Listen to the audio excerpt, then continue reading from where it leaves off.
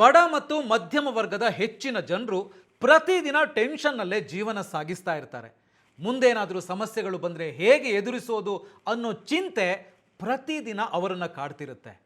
Sudden ಆಗಿ ಕೆಲಸದಿಂದ ತೆಗೆದ್ರೆ ಏನು ಮಾಡೋದು, ಬರೋ ಆದಾಯ ನಿಂತು ಹೋದರೆ ಏನು ಮಾಡೋದು, ಮನೆ ಬಾಡಿಗೆ ಕಟ್ಟೋದು ಹೇಗೆ, ಖರ್ಚು ವೆಚ್ಚಗಳನ್ನು ನಿಭಾಯಿಸೋದು ಹೇಗೆ, ಆರೋಗ್ಯ ಹದಗೆಟ್ಟರೆ ಆಸ್ಪತ್ರೆ ಖರ್ಚಿಗೆ ಎಲ್ಲಿಗೆ ಹೋಗೋದು, ಮಕ್ಕಳ ಎಜುಕೇಷನ್ಗೆ ಎಲ್ಲಿಂದ ದುಡ್ಡು ತರೋದು, ಮಕ್ಕಳ ಮದುವೆಗೆ ದುಡ್ಡು ಹೊಂದಿಸೋದು ಹೇಗೆ, ಹೀಗೆ ಪಟ್ಟಿ ಬೆಳೀತಾ ಹೋಗುತ್ತೆ ಅಲ್ವಾ?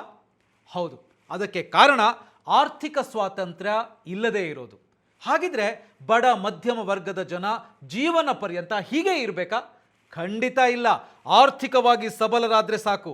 ಹಾಗಿದ್ರೆ ಆರ್ಥಿಕವಾಗಿ ಸಬಲರಾಗೋದು ಹೇಗೆ? ಅದಕ್ಕೆ ನೀವು ಈ 8 ಸೂತ್ರಗಳನ್ನು ಪಾಲಿಸಬೇಕು. ಆ 8 ಸೂತ್ರಗಳನ್ನು ನಾನು ಈ ವಿಡಿಯೋದಲ್ಲಿ ನಿಮಗೆ ತಿಳಿಸ್ತೇನೆ. ವಿಡಿಯೋವನ್ನು ಕಂಪ್ಲೀಟ್ ಆಗಿ ನೋಡಿ.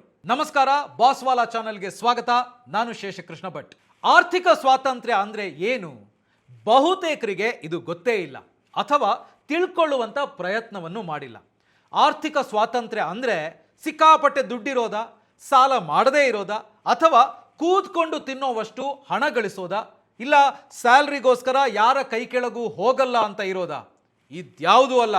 ಆರ್ಥಿಕ ಸ್ವಾತಂತ್ರ್ಯ ಅಂದರೆ ನಿಮ್ಮ ಹಣಕಾಸಿನ ಸ್ಥಿತಿಗತಿ ಈಗ ಮತ್ತು ಭವಿಷ್ಯದಲ್ಲಿ ನಿಮ್ಮ ಕಂಟ್ರೋಲ್ನಲ್ಲೇ ಇರೋದು. ಅಂದರೆ ನಿಮಗೆ ಇಷ್ಟ ಬಂದ ಹಾಗೆ ಇರೋದು. ಅಂದರೆ ನಿಮಗೆ ಅವಶ್ಯಕತೆಗೆ ಏನಾದರೂ ವಸ್ತುಗಳು ಬೇಕಾ, ಅದನ್ನು ತಗೊಳ್ಳೋದು. ಒಂದು ಕೆಲಸ ಹೋಯ್ತು ಅಂದರೆ ಇನ್ನೊಂದು ಕೆಲಸ ಹುಡುಕೋವರೆಗೆ ಸಮಸ್ಯೆ ಆಗದೇ ಇರೋದು. ದಿನನಿತ್ಯದ ಖರ್ಚು ವೆಚ್ಚಗಳನ್ನು ಯಾವುದೇ ಸಮಸ್ಯೆ ಇಲ್ಲದೆ ನಿಭಾಯಿಸೋದು. ಯಾವುದೇ ಅಡೆತಡೆಗಳಿಲ್ಲದೆ ನಿಮ್ಮ ಹವ್ಯಾಸಗಳನ್ನು ಮುಂದುವರಿಸೋದು. ನಿಮ್ಮ ಕನಸನ್ನು ನನಸಾಗಿಸೋದು. ಹಾಗಿದ್ರೆ ನಾನು ಹೇಗೆ ಆರ್ಥಿಕ ಸ್ವಾತಂತ್ರ್ಯವನ್ನು ಪಡಿಬಹುದು ಅಂತ ಕೇಳ್ತಾ ಇದ್ದೀರಾ? ಎಸ್, ಈ 8 ಸೂತ್ರಗಳನ್ನು ಪಾಲಿಸಿ. ಅದರಲ್ಲಿ ಮೊದಲನೇದು ಪೇ ಯುವರ್ ಸೆಲ್ಫ್. ನಿಮಗೆ ನೀವು ಸ್ಯಾಲ್ರಿ ಕೊಟ್ಕೊಳ್ಳಿ. ಅರೆ, ನಮಗೆ ನಾವೇ ಸ್ಯಾಲ್ರಿ ಕೊಟ್ಕೊಳ್ಳೋದಾ? ಹೌದು, ನೀವು ಕೆಲಸ ಮಾಡಿ ಸ್ಯಾಲ್ರಿ ಪಡೆದುಕೊಳ್ಳೋದು ಮಾತ್ರ ಅಲ್ಲ, ನಿಮಗೆ ನೀವೇ ಸ್ಯಾಲ್ರಿ ಕೊಟ್ಕೋಬೇಕು. ಅದು ಹೇಗೆ ಅಂತೀರಾ? ನಿಮಗೆ ಸಂಬಳ ಬರುತ್ತಲ್ವಾ, ಅದರಲ್ಲಿ ನೀವು ಲೆಕ್ಕ ಹಾಕಿ ಏನೇನು ಕಮಿಟ್ಮೆಂಟ್ಸ್ ಇದೆ, ತಿಂಗಳ ಖರ್ಚು ವೆಚ್ಚಗಳು, EMI ಅಂತೆಲ್ಲ ಪ್ಲಾನ್ ಮಾಡೋ ಮುಂಚೆ ಭವಿಷ್ಯಕ್ಕೋಸ್ಕರ ಒಂದು ಭಾಗವನ್ನು ಎತ್ತಿಟ್ಬಿಡಿ. ಅದು ಇನ್ವೆಸ್ಟ್ಮೆಂಟ್ ಅಥವಾ ಸೇವಿಂಗ್ಸ್ ಏನೇ ಇರ್ಬೋದು, ನಿಮಗೆ ಬಿಟ್ಟಿದ್ದು. ಅದು ನಿಮಗೆ ನೀವೇ ಕೊಡುವಂಥ ಸ್ಯಾಲ್ರಿ. ಎಲ್ಲರೂ ಏನು ಮಾಡ್ತಾರೆ ಅಂದರೆ ಬಂದ ಸ್ಯಾಲ್ರಿಯಲ್ಲಿ ಖರ್ಚು ವೆಚ್ಚಗಳನ್ನೆಲ್ಲ ಕಳೆದು ನಂತರ ಎಷ್ಟು ಉಳಿಯುತ್ತೋ ಅದನ್ನು ಹೂಡಿಕೆ ಅಥವಾ ಸೇವಿಂಗ್ಸ್ ಮಾಡ್ತಾರೆ. ಅದೇ ತಪ್ಪು. ಅದರ ಬದಲು ನಿಮಗೆ ಬರೋ ಸ್ಯಾಲ್ರಿಯಲ್ಲಿ ಇಷ್ಟು ಸೇವಿಂಗ್ ಮಾಡ್ತೀನಿ, ಹೂಡಿಕೆ ಮಾಡೇ ಮಾಡ್ತೀನಿ ಅಂತ ಹೊರಡಿ. ಮೊದಲು ಆ ಭಾಗವನ್ನು ಎತ್ತಿಡಿ, ಆಮೇಲೆ ಖರ್ಚು ವೆಚ್ಚಗಳನ್ನು ನಿಭಾಯಿಸಿ. ಉದಾಹರಣೆಗೆ ನಿಮಗೆ ತಿಂಗಳಿಗೆ 25,000 ರೂಪಾಯಿ ಸ್ಯಾಲ್ರಿ ಇದೆ ಅಂತ ಅಂದ್ಕೊಳ್ಳೋಣ. ಏನೇ ಆದರೂ ತಿಂಗಳಿಗೆ 5,000 ರೂಪಾಯಿ ಹೂಡಿಕೆ ಮಾಡೇ ಮಾಡ್ತೀನಿ, 5,000 ಸೇವಿಂಗ್ಸ್ ಮಾಡೇ ಮಾಡ್ತೀನಿ ಅಂತ ಆ ಅಮೌಂಟನ್ನು ಎತ್ತಿಟ್ಬಿಡಿ. ಅದನ್ನು ಯಾವತ್ತೂ ಕೂಡ ತಪ್ಪಿಸಬೇಡಿ. ಆ ನಂತರ ಇರೋ 20,000 ರೂಪಾಯಿ ಇದೆಯಲ್ಲ, ಅದರಲ್ಲಿ ನಿಮ್ಮ ಖರ್ಚು ವೆಚ್ಚಗಳನ್ನು ನಿಭಾಯಿಸಿ. ಹಾಗೆ ಪ್ರತಿ ವರ್ಷ ಸ್ಯಾಲ್ರಿಯಲ್ಲಿ ಇನ್ಕ್ರಿಮೆಂಟ್ ಆಗುತ್ತಲ್ವಾ, ಹಾಗೇನೆ ಈ ತಿಂಗಳ ಹೂಡಿಕೆ ಇದೆಯಲ್ಲ ಅದನ್ನು 10%ನಷ್ಟು ಹೆಚ್ಚಿಸಿ. ಅಂದರೆ ಈ ವರ್ಷ ತಿಂಗಳಿಗೆ 5,000 ರೂಪಾಯಿ ಹೂಡಿಕೆ ಮಾಡ್ತಾ ಇದ್ರೆ ಮುಂದಿನ ವರ್ಷದಿಂದ 10% ಜಾಸ್ತಿ ಮಾಡಿ. ಅಂದರೆ ಪ್ರತಿ ತಿಂಗಳು 5,500 ರೂಪಾಯಿಯನ್ನು ಹೂಡಿಕೆ ಮಾಡ್ತಾ ಹೋಗಿ. ನೋಡಿ, ಅದು ನಿಮಗೆ ಆರ್ಥಿಕವಾಗಿ ಎಷ್ಟು ಬಲ ತಂದುಕೊಡುತ್ತೆ ಅಂತ. ಹೀಗೆ ನಿಮಗೆ ನೀವೇ ಸ್ಯಾಲ್ರಿ ಕೊಡೋ ಅಭ್ಯಾಸವನ್ನು ಮಾಡಿಕೊಂಡ್ರೆ ನೀವು ಬೇಗ ಆರ್ಥಿಕ ಸ್ವಾತಂತ್ರ್ಯವನ್ನು ಗಳಿಸೋದಕ್ಕೆ ಸಾಧ್ಯ. ಇನ್ನು ಎರಡನೇದು, ಆರ್ಥಿಕ ವಿಚಾರದಲ್ಲಿ ನೀವೆಲ್ಲಿದ್ದೀರಿ ಅನ್ನೋದನ್ನು ತಿಳ್ಕೊಳ್ಳಿ. ಆರ್ಥಿಕ ವಿಚಾರದಲ್ಲಿ ನೀವೆಲ್ಲಿದ್ದೀರಿ ಗೊತ್ತಾ? ಒಂದ್ಸಲ ನಿಮ್ಮನ್ನು ನೀವೇ ಕೇಳ್ಕೊಳ್ಳಿ. ನೀವೆಲ್ಲಿದ್ದೀರಿ ಅಂತ ಹೇಳಿದ್ರೆ ಬೇರೆಯವ್ರ ಜೊತೆಗೆ ಕಂಪೇರ್ ಮಾಡೋದಲ್ಲ, ಬದಲಾಗಿ ಆರ್ಥಿಕವಾಗಿ ನಿಮ್ಮ ಸ್ಥಿತಿಗತಿ ಹೇಗಿದೆ ಅಂತ. ಅಂದರೆ ನಿಮ್ಮ ಜವಾಬ್ದಾರಿಗಳು ಎಷ್ಟಿವೆ ಇದನ್ನು ಬರೆದಿಟ್ಕೊಳ್ಳಿ. ಸಾಲ ಎಷ್ಟಿದೆ, ಮಕ್ಕಳ ವಿದ್ಯಾಭ್ಯಾಸಕ್ಕೆ ಎಷ್ಟು ಬೇಕಾಗ್ಬೋದು, ಕುಟುಂಬದ ಖರ್ಚು ವೆಚ್ಚಗಳಿಗೆ ಎಷ್ಟು ಬೇಕಾಗ್ಬೋದು, ಆರೋಗ್ಯಕ್ಕೆ ಎಷ್ಟು, ಬೇರೆ ಬೇರೆ ಕಮಿಟ್ಮೆಂಟ್ಗಳು, ಇವನ್ನೆಲ್ಲ ನಿಮಗೆ ಸಿಗೋ ಸ್ಯಾಲ್ರಿಯಲ್ಲಿ ಹೇಗೆ ನಿಭಾಯಿಸ್ಬೋದು ಅಂತ ಲೆಕ್ಕ ಹಾಕಿ. ಆರ್ಥಿಕ ಶಿಸ್ತು ಅನ್ನೋದು ತುಂಬ ಮುಖ್ಯ. ಈ ರೀತಿ ಲೆಕ್ಕ ಹಾಕದೆ ಬೇಕಾಬಿಟ್ಟಿ ಇದ್ರೆ ನೀವು ಆರ್ಥಿಕ ಸ್ವಾತಂತ್ರ್ಯವನ್ನು ಪಡೆದುಕೊಳ್ಳೋದಕ್ಕೆ ಸಾಧ್ಯನೇ ಇಲ್ಲ. ಅದೇ ಲೆಕ್ಕ ಹಾಕಿದ್ರೆ ನಿಮ್ಮ ದುಡಿಮೆ ಎಷ್ಟು, ಖರ್ಚು ವೆಚ್ಚಗಳೆಷ್ಟು, ಉಳಿತಾಯ ಎಷ್ಟು, ಎಲ್ಲವೂ ಕೂಡ ನಿಮಗೆ ಗೊತ್ತಿರುತ್ತೆ. ಟೋಟಲ್ ಆಗಿ ಹೇಳಬೇಕು ಅಂತ ಹೇಳಿದ್ರೆ ನಿಮ್ಮ ಹಣಕಾಸಿನ ವಿಚಾರದ ಬಗ್ಗೆ ನಿಮಗೆ ಕಂಪ್ಲೀಟ್ ಆಗಿ ಗೊತ್ತಿರಬೇಕು. ಇದು ನಿಮ್ಮನ್ನ ಆರ್ಥಿಕ ಸ್ವಾತಂತ್ರ್ಯದತ್ತ ಕೊಂಡೊಯ್ಯುತ್ತೆ. ಇನ್ನು ಮೂರನೇದು, ಗುರಿಯನ್ನ ಸ್ಪಷ್ಟವಾಗಿ ಬರೆದಿಟ್ಕೊಳ್ಳಿ. ಜೀವನದಲ್ಲಿ ಪ್ರತಿಯೊಬ್ಬರಿಗೂ ಕೂಡ ಕನಸುಗಳಿರುತ್ತೆ. ನಿಮಗೂ ಇದೆ ತಾನೆ? ಆ ಕನಸನ್ನ ನನಸು ಮಾಡಬೇಕು ಅಂತ ಹೇಳಿದ್ರೆ ನೀವು ಸ್ಪಷ್ಟವಾದ ಗುರಿ ಇಟ್ಕೋಬೇಕು. ಹಾಗೂ ನೀವು ಗುರಿ ಫಿಕ್ಸ್ ಮಾಡುವಾಗ ರಿಯಲಿಸ್ಟಿಕ್ ಆಗಿರಬೇಕು. ಉದಾಹರಣೆಗೆ ಈ ಗುರಿ ಹೇಗಿರಬೇಕು ಅಂತ ಹೇಳಿದ್ರೆ 15 ವರ್ಷದಲ್ಲಿ ಮನೆ ಕಟ್ಟಿಸ್ಬೇಕು, 3 ವರ್ಷದಲ್ಲಿ ಕಾರು ತಗೊಳ್ಬೇಕು, ಮಕ್ಕಳ ಎಜುಕೇಷನ್ಗೆ 10 ವರ್ಷಕ್ಕೆ ಇಷ್ಟು ಬೇಕು, ಇರೋ ಲೋನನ್ನ ಇಷ್ಟು ವರ್ಷದಲ್ಲಿ ಕ್ಲಿಯರ್ ಮಾಡ್ಕೋಬೇಕು. ಹೀಗೆ ರಿಯಲಿಸ್ಟಿಕ್ ಆಗಿ ಥಿಂಕ್ ಮಾಡಿ ಅದನ್ನ ಬರೆದಿಟ್ಕೊಳ್ಳಿ. ಅದರಲ್ಲೂ ಶಾರ್ಟ್ ಟರ್ಮ್ ಗೋಲ್ ಹಾಗೂ ಲಾಂಗ್ ಟರ್ಮ್ ಗೋಲ್ ಅಂತ ಮಾಡಿ ಅದನ್ನ ಅಚೀವ್ ಮಾಡೋದ್ರತ್ತ ಗಮನ ಕೊಡಿ. ಈ ಲಿಸ್ಟ್ ಪ್ರಿಯಾರಿಟಿ ವೈಸ್ ಇರಲಿ. ಯಾವುದು ಮುಖ್ಯ ಅಂತ ನೋಡಿಕೊಂಡು ಲಿಸ್ಟ್ ಮಾಡಿ. ಉದಾಹರಣೆಗೆ ಸ್ವಂತ ಮನೆ, ಮಕ್ಕಳ ಎಜುಕೇಷನ್ ಅಂತ ಹೇಳಿ ಬಂದಾಗ ಮಕ್ಕಳ ಎಜುಕೇಷನ್ಗೆ ಪ್ರಿಯಾರಿಟಿ ಕೊಡಬೇಕಾಗತ್ತೆ. ಮನೆ 2 ವರ್ಷ ಬಿಟ್ಟು ಬೇಕಾದ್ರೂ ಕಟ್ಬೋದು, ಆದ್ರೆ ಮಕ್ಕಳ ಎಜುಕೇಷನ್ ಈಗಲೇ ಆಗಬೇಕಾಗತ್ತೆ. ಇನ್ನು 4ನೇದು ಕಂಫರ್ಟ್ ಝೋನ್ ನಿಂದ ಹೊರ ಬನ್ನಿ, ಆದಾಯ ಹೆಚ್ಚಿಸಿಕೊಳ್ಳಿ. ನೀವು ಈಗಾಗಲೇ ಕೆಲಸ ಮಾಡ್ತಾ ಇರ್ತೀರಿ, ಆದಾಯ ಬರ್ತಾ ಇರುತ್ತೆ. ಅದೇ ಸಾಕಪ್ಪ, ಇಷ್ಟು ದುಡಿತಾ ಇದ್ದೀನಲ್ವಾ, ಇದರಲ್ಲೇ ಆರಾಮಾಗಿದ್ದೀನಿ, ಇನ್ಯಾಕೆ ಬೇರೆ ಕೆಲಸ ಅಂತ ಆ ಕಂಫರ್ಟ್ ಝೋನ್ನಲ್ಲಿ ಇರೋದಕ್ಕೆ ಹೋಗಬೇಡಿ. ಅದು ನಿಮ್ಮನ್ನ ಬಡತನದತ್ತ ತಳ್ಳೋ ಸಾಧ್ಯತೆ ಇದೆ. ಅದರ ಬದಲು ಇರೋ ಕೆಲಸವನ್ನ ಇನ್ನೂ ಚೆನ್ನಾಗಿ ಹೇಗೆ ಮಾಡಬಹುದು, ಅದರಲ್ಲಿ ಬೆಸ್ಟ್ ಆಗೋದು ಹೇಗೆ ಅನ್ನೋದ್ರ ಬಗ್ಗೆ ಗಮನ ಹರಿಸಿ. ಈಗ ನಿಮಗೆ 15,000 ರೂಪಾಯಿ ಸಂಬಳ ಬರ್ತಿರ್ಬೋದು, ಅದನ್ನ 20ರಿಂದ 22,000ಕ್ಕೆ ರೀಚ್ ಮಾಡೋದು ಹೇಗೆ ಅಂದ್ರೆ, ನೀವು ಕೆಲಸ ಮಾಡೋ ಕಂಪನಿಯಲ್ಲಿ ಸ್ಯಾಲ್ರಿ ಕೊಡೋರಿಗೆ ಅನ್ನಿಸ್ಬೇಕು, ಅರೆ ಇವ್ರು ಒಳ್ಳೆ ಕೆಲಸ ಮಾಡ್ತಾ ಇದ್ದಾರಲ್ಲ, ಅವರು ಮಾಡ್ತಿರೋ ಕೆಲಸಕ್ಕೆ ನಾವು ಕೊಡ್ತಿರುವಂತಹ ಸ್ಯಾಲ್ರಿ ಕಡಿಮೆ ಆಯ್ತಲ್ವಾ, ಜಾಸ್ತಿ ಮಾಡೋಣ ಅಂತ ಅವರಿಗೆ ಅನ್ನಿಸುವ ಹಾಗೆ ಕೆಲಸ ಮಾಡಿ. ಅದಾಗಬೇಕು ಅಂತ ಹೇಳಿದ್ರೆ ನಿಮ್ಮ ವೃತ್ತಿಯ ಬೆಳವಣಿಗೆಗೆ ಬೇಕಾದಂತಹ ಸ್ಕಿಲ್ ಸೆಟ್ ಅನ್ನ ಕಲಿತಾ ಹೋಗಿ. 9 to 5 ಕೆಲಸ ಮಾಡಿದ್ರೆ ಎಲ್ಲ ಸ್ಯಾಲ್ರಿ ಜಾಸ್ತಿ ಆಗಲ್ಲ, ಅಥವಾ ಶಿಫ್ಟ್ ಟೈಮಿಗಿಂತಲೂ ಹೆಚ್ಚು ಹೊತ್ತು ಕೆಲಸ ಮಾಡಿದ್ರೆ ಸ್ಯಾಲ್ರಿ ಜಾಸ್ತಿ ಆಗಲ್ಲ.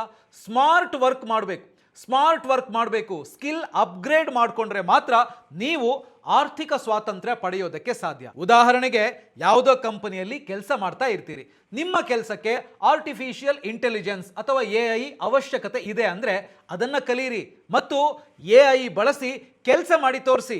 1 ದಿನದಲ್ಲಿ ಮಾಡೋ ಕೆಲಸವನ್ನ AI ಬಳಸಿ 1 ಗಂಟೆಯಲ್ಲಿ ಮಾಡಿ ತೋರಿಸಿದ್ರೆ ಯಾರು ತಾನೇ ಇಂಪ್ರೆಸ್ ಆಗಲ್ಲ ಹೇಳಿ ಅಷ್ಟೇ. ಅಥವಾ ಯಾರದ್ದೋ ಬಳಿ ಪೇಪರ್ ಹಾಕೋ ಕೆಲಸ ಮಾಡ್ತಾ ಇರ್ತೀರಿ ಅಂತ ಅನ್ಕೊಳ್ಳೋಣ. ಹಾಗೆ ಆ ಕೆಲಸ ಕಲ್ತು ಏಜೆನ್ಸಿ ಶುರು ಮಾಡಿ, ನಂತರ ಪಬ್ಲಿಷಿಂಗ್ ಮಾಡೋ ಹಂತಕ್ಕೆ ಬೆಳೆಯಿರಿ. ಆದಾಯ ಹೆಚ್ಚಿಸಿಕೊಳ್ಳಬೇಕು ಅಂತ ಹೇಳಿದ್ರೆ ಈ ರೀತಿ ನೀವು ಕಂಫರ್ಟ್ ಝೋನ್ ನಿಂದ ಹೊರ ಬರಲೇಬೇಕಾಗತ್ತೆ. ಇನ್ನು 5ನೇದು ಆದಾಯದ ಮೂಲಗಳನ್ನ ಹೆಚ್ಚಿಸಿಕೊಳ್ಳಿ.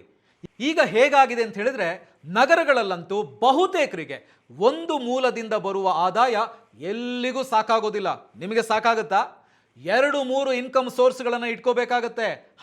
ಹಾಗಂತ ಒಂದು ಕಡೆ ಕೆಲಸ ಮಾಡೋ ಬದಲು ನಿದ್ದೆಗೆಟ್ಟು 2-3 ಕಡೆ ಕೆಲಸ ಮಾಡೋದಲ್ಲ, ಅದರಿಂದ ನಿಮ್ಮ ಹಣ ಜಾಸ್ತಿ ಆಗಲ್ಲ. ಆದ್ರೆ ಸ್ವಲ್ಪ ಯೋಚನೆ ಮಾಡಿ ನೀವು ಹಣ ಗಳಿಸೋ ದಾರಿಯನ್ನ ಕಂಡ್ಕೋಬೇಕು. ಅಟ್ಲೀಸ್ಟ್ 5 ಆದಾಯದ ಮೂಲಗಳು ಇರಬೇಕು. ಈ ಆದಾಯವನ್ನ ಜಾಸ್ತಿ ಮಾಡ್ಕೊಳ್ಳೋದಕ್ಕೆ 7 ದಾರಿಗಳಿವೆ. ಅದನ್ನ 7R ಥಿಯರಿ ಅಂತ ಕರೀತಾರೆ. 7R ಥಿಯರಿ ಬಗ್ಗೆ ತಿಳ್ಕೊಳ್ಳಿ, ನಿಮ್ಮ ಆದಾಯವನ್ನ ಜಾಸ್ತಿ ಮಾಡ್ಕೋಬಹುದು. ಅದಕ್ಕೆ ಸಂಬಂಧಿಸಿದ ಡೀಟೇಲ್ ಆಗಿರೋ ವಿಡಿಯೋ ಇದೆ, ಅದರ ಲಿಂಕ್ ಅನ್ನ ಡಿಸ್ಕ್ರಿಪ್ಷನ್ ಅಲ್ಲಿ ಹಾಕಿರ್ತೀನಿ.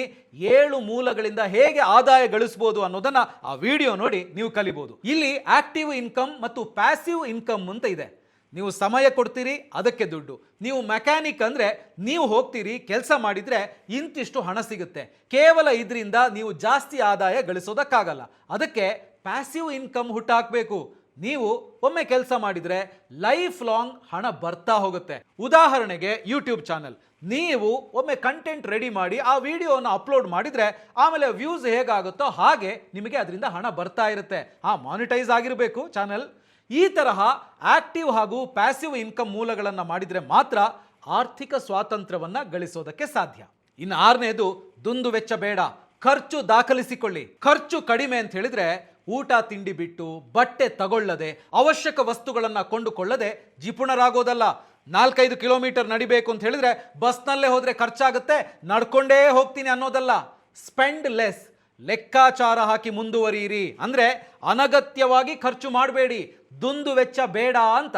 ಶಾಪಿಂಗ್ ಮಾಲ್ಗೆ ಹೋಗಿ ಸುಮ್ಮನೆ ಪರ್ಚೇಸ್ ಮಾಡೋದು ಬೇಡ, ಅನ್ಪ್ಲಾನ್ಡ್ ಸ್ಪೆಂಡಿಂಗ್ ಬೇಡ. ನೀವು ನಿಮ್ಮ ಲೆಕ್ಕಾಚಾರವನ್ನ ಈ ರೀತಿ ಬರೆದಿಟ್ಕೊಂಡ್ರೆ ನಿಮಗೆ ಗೊತ್ತಾಗುತ್ತೆ ಎಲ್ಲೆಲ್ಲಿ ಸುಮ್ಮನೆ ಖರ್ಚು ಮಾಡಿದ್ದೀರಿ ಅಂತ. ಅದಕ್ಕೆ ಹೇಳೋದು ನಿಮ್ಮ ಖರ್ಚನ್ನ ದಾಖಲಿಸಿಟ್ಟುಕೊಳ್ಳಿ ಅಂತ. ಎಲ್ಲ ಲೆಕ್ಕವನ್ನ ಬರೆದಿಟ್ಕೊಂಡ್ರೆ 2-3 ತಿಂಗಳಲ್ಲಿ ನಿಮಗೆ ಗೊತ್ತಾಗುತ್ತೆ ಎಲ್ಲಿ ಜಾಸ್ತಿ ಖರ್ಚಾಗ್ತದೆ ಅನ್ನೋದು. ಆಗ ಆ ಎಕ್ಸ್ಟ್ರಾ ಖರ್ಚನ್ನ ಕಡಿತಗೊಳಿಸಿ ಅಷ್ಟೇ. ನೀವು ಈ ರೀತಿ ಮಾಡೋದಕ್ಕೆ ಶುರು ಮಾಡಿದ್ರೆ ಆರ್ಥಿಕ ಸ್ವಾತಂತ್ರ್ಯವನ್ನ ಆದಷ್ಟು ಬೇಗ ಪಡ್ಕೊಳ್ಳೋದಕ್ಕೆ ನಿಮಗೆ ಸಾಧ್ಯ. ಇನ್ನು 7ನೇದು, ಹಲವು ಸಾಲ ಬೇಡ, ಸಾಲ ಬೇಗ ತೀರಿಸಿ. ಈಗಿನ ಕಾಲದಲ್ಲಿ ಸಾಲ ಮಾಡದೇ ಇರೋರು ಸಿಗೋದೇ ಡೌಟು. ಯಾಕಂದ್ರೆ ಸಾಲ ಸಿಗುತ್ತೆ ಅಂದ್ರೆ ಸಾಕು, ತುಂಬಾ ಜನ ಇದ್ ಕಡೆ ಎಲ್ಲ ಸಾಲ ತಗೋತಾರೆ. ಸಾಲ ತಗೊಳ್ಳೋದು ತಪ್ಪು ಅಂತ ಹೇಳ್ತಿಲ್ಲ. ಇಲ್ಲೂ ಕೂಡ 2 ವಿಧಗಳಿವೆ ಸಾಲದಲ್ಲಿ, ಗುಡ್ ಲೋನ್ ಮತ್ತು ಬ್ಯಾಡ್ ಲೋನ್ ಅಂತ.